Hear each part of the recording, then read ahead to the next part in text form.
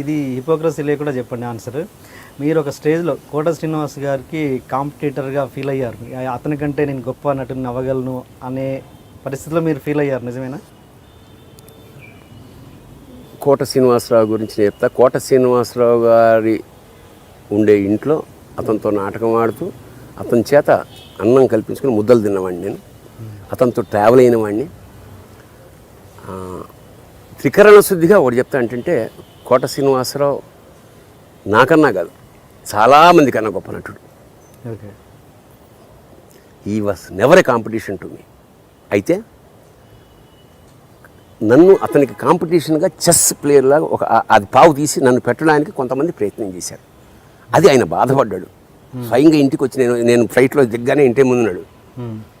కోట శ్రీనివాసరావు గారు మా ఇంటికి వచ్చాడు ఏమిటి, వ్యక్తిగా గురించి మాట్లాడలా. వ్యక్తిగా 1,00,000 మైనస్ ఉండొచ్చు. యాక్టర్గా hats off to him any day. నాకన్నా చాలా గొప్ప నటుడు.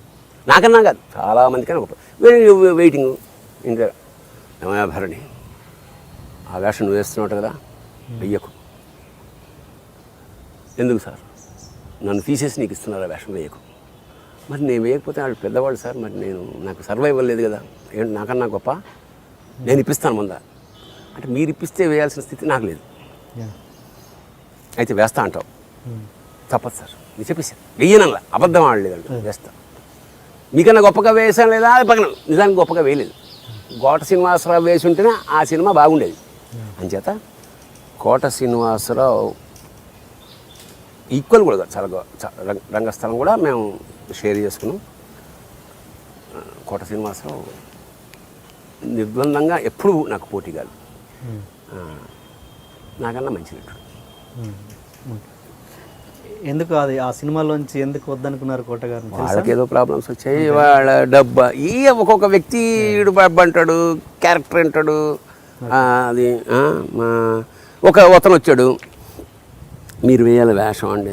నేను నైట్స్ అయితే నేను చేయనయా, 20 నైట్స్ నేను ఎక్కడ చేస్తాను, మీరే వేయాలి సార్, లేకపోతే ఇంకెవరికి వెళ్ళాలి, కోటకి వెళ్ళాలి. అది ఎవరికి వెళ్తాను, అది వెళ్ళి లేదు సార్ నేను మీరైతే నైట్స్ కాకపోతే దాన్ని కొన్ని డేస్ చేసుకుంటా కానీ నేను పడలేనండి అతనితో, మీరే. నిన్ననే ఆయన బర్త్డే, నేను విష్ చేసి ఎత్తలేదు. సరస్వతి పుత్ర నమస్కారం అంటుంటాడు. ఎందుకంటే నాటకాల్లో నేను ఆయన డైరెక్ట్ చేశాను. ఇట్లా చేస్తే కోట శ్రీనివాసరావు మహానటుడే కానీ నాటకాల్లో మాకన్నా ఏం కాదు. మేము చాలా గొప్ప నటులు, రంగస్థలం మీద మేము చాలా గొప్ప నటులు, చాలా పాపులర్ మేము కోట శ్రీనివాసరావు కన్నా. సినిమాల్లో చాలా గొప్ప. ఏంటి తేడా అక్కడికి ఇక్కడికి అంటే మా పాత్రలు. ఇప్పుడు అతనికి క్లిక్ అయిన తర్వాత మంచి పాత్రలు వేస్తారు, మంచి పాత్రల వల్ల ఎలివేట్ అవుతాడు. ఇప్పుడు అంతే కదా. ఇప్పుడు ప్రకాష్ రాజులా చేసేవాళ్ళు చాలామంది ఉన్నారు, కానీ ప్రకాష్ రాజు కోసం రాసే పాత్రల వల్ల అతను ఎలివేట్ అవుతాడు. అది అంతే కెపాసిటీ ఉన్న పక్క వాళ్ళు కూడా రాణించలేరు. పాత్ర వీక్ అయితే, బలహీనమైన పాత్ర. మరి మీకు కోట గారికి ఇచ్చిన పాత్ర మీకు ఇచ్చారుగా, ఇప్పుడు ఏదైతే సిచ్యువేషన్ చెప్పారో మీరు, అది నేను చేయలేకపోయా ఆ స్థాయిలో.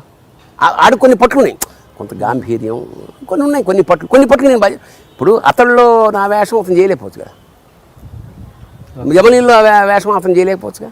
అట్లా కొంతమంది కొన్ని పాత్రలు బాగా చేయగలరు, అట్లాగా ఎక్కువ పాత్రలు వాడు బాగా చేయగలడు. మన సెంటిమెంట్ నేను ఎక్కువ బాగా చేయగలను అట్లా తప్ప. అండ్ మీ దగ్గర సుంకర రమేష్ అని ఒక డ్రైవర్ అప్పట్లో ఉన్నారు, ఆయన మీ దగ్గర ఉండి అంటే మేము చాలా బాగా చూసుకునే వాళ్ళని ఆయన్ని ఏంటి మీ దగ్గరే ఉండి ఇల్లు కొనుక్కున్నాడు, కారు కొనుక్కున్నారు, ఆయన కూడా ఒక భక్తుడిగా తయారు చేశారంట వాడు. అంటే నాతో పాటు అది ఒక ఇప్పుడు నేను మా రాళ్లపల్లి గారి ఇంట్లో ఉన్నప్పుడు నేను అన్నట్టు చాలా ఇంపార్టెంట్ విషయం ఏంటంటే, నేను సినిమాల్లో రావడానికి ఏమీ కష్టపడలే. చాలామంది కష్టపడతారు, నేను రాయల్గా వచ్చేసా. అంటే పడాల్సిన కష్టాలు ముందు పడిపోయాయి నాటకాల్లో. రాళ్లపల్లి గారు ఉన్నారు, ఎంజాయ్ చేశా, వేషాలు రైటర్ని అయ్యా, అసలు ఏమీ కష్టపడలే. పంపు కింద నీళ్లు తాగాను, ఇలా వెయిట్ చేశాను, ఏమి అబద్ధాలు, హాయిగా ఎంజాయ్ చేసి వదులుకున్నా. వద్దు నాకు వేషం, వద్దు నాకు సినిమా అనే స్థితికి నేను ఉన్నా. అలా మా గురువుగారు నన్ను చూసుకున్నారే అని మా సిస్టర్ని అలా చూసుకోవడం ప్రారంభించాను. జనార్దన్ మిశ్ర మా ఇంట్లోనే ఉంటాడు. మా ఇంట్లో ఎవడైనా అసిస్టెంట్గా చేరితే మా ఇంట్లోనే ఉంటాడు. అలా నాకు 13 మంది 14 మంది అసిస్టెంట్స్ చివరి వరకు. అందులో అన్ని రకాల జాతులు వాడు ఉన్నారు, అది మళ్ళా చెప్పక్కర్లేదు. ఫైనల్గా ఇట్లాగే రమేష్, ఇంకో కుర్రాడు మా ఇంటికి వచ్చిన, నేను ప్రిన్సిపల్ పెట్టుకున్నాను. వాడంతటా వాడు వెళ్ళిపోవాలి తప్ప నేను దిగోళ్ళు. సో అలాగ మా మేనేజర్ ఉన్నాడు, మన మేకప్ మ్యాన్, అతనేమో ఇల్లు కట్టుకున్నాడు, ఒక కొడుకు అమెరికాలో చదివాడు, ఒక కొడుకు అక్కడ చదువుతున్నాడు. కంఫర్టబుల్ నా అంటే మన దట్స్ వాట్ మ్యాక్సిమం వీకెండ్ మనం ఏమి ఇచ్చాము వాళ్ళకి, మనకు పని చేసినందుకు కృతజ్ఞత చూపించుకున్నాం. మనతో కుటుంబ సభ్యులండి, ఇంకా మన ఇంటికి ఎవరైనా వస్తే వాడు you will become a family member కథం. అంత కంఫర్ట్లో ఫీల్ అయిపోగలరు. ఒక మామూలు డ్రైవరు ఇల్లు కొనుక్కోవడము, కారు కొనుక్కోవడము, అదంటే మీరు హెల్ప్ చేస్తేనేగా అంత. అవును సార్, అవసరాన్ని బట్టి చేసాము, పెద్ద ఉంది కదా, అవకాశం ఉంది కదా.